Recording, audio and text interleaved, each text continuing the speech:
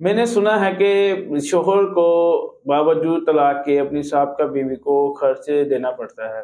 باقاعدہ عدالتیں اس کو پابند کرتی ہیں کہ بھی آپ نے ایک خاص اماؤنٹ ہر مہینے اپنی بیوی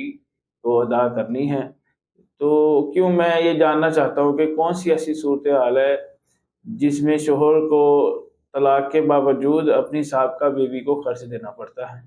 دیکھیں، یہی سوال ایک خاتون کی جانب سے بھی کیا گیا تھا اور اس نے مجھ سے یہ کہا کہ سر میرے ہسبینڈ نے مجھے ڈیورس دے دی ہے۔ تو میں نے یہ سنا ہے کہ ڈیورس کے باوجود بھی ایک ہسبینڈ اپنی سابقہ بیوی کو خرچہ دینے کا پابند ہوتا ہے، تو وہ کون سی ایسی صورتحال ہے؟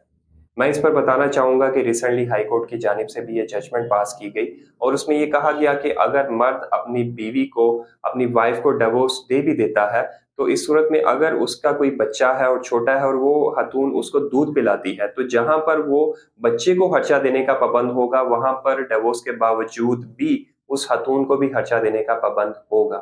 اگر ہم اپنے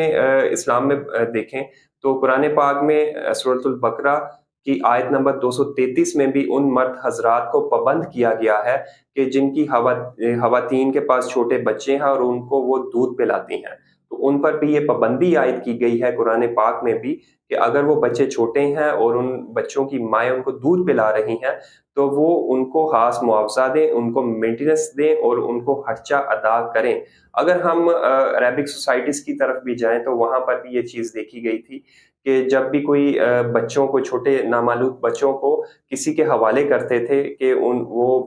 مائیں ان کو دودھ پلائیں، تو ان کو بھی کچھ خاص معاوضہ دیا جاتا تھا۔ اسی طریقے سے اگر ہم اسلام کی قرآن پاک کی روشنی میں بھی یہ بات کریں اور اپنے قانون کی طرف بھی دیکھیں تو قانون ان مرد حضرات کو یہ پابند کرتا ہے کہ اگر وہ اپنی وائف کو ڈیورس تو دے چکے ہیں، لیکن اس کے باوجود بھی اگر ان خواتین کے ہاں کوئی بچہ ہے، 2.5 سال تک وہ ان بچوں کو دودھ پلا رہی ہیں، تو 2.5 سال کی عمر تک وہ مرد حضرات ان خواتین کو مینٹیننس دینے کے، خرچہ دینے کے پابند ہوں گے۔ وہ بچے کو بھی خرچہ دیا جائے گا اور ان خواتین کو بھی خرچہ دیا جائے گا جو اپنے بچوں کو دودھ پلا رہے ہیں۔